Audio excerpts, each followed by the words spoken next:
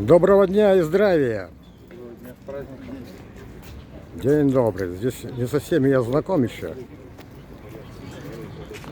Сергей Анатольевич, доброго дня. Владимир Борисович, доброго дня.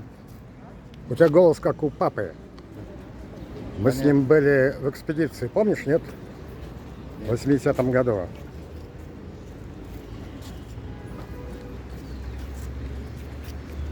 Было бы кому есть по кому.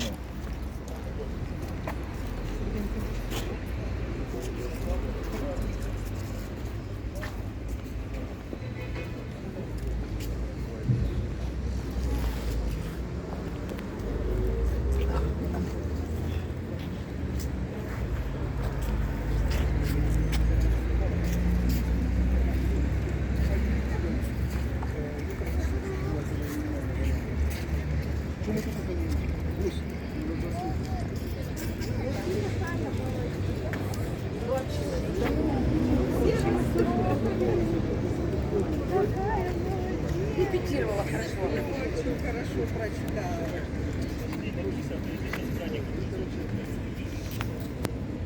Очень хорошо. Молодец, умница.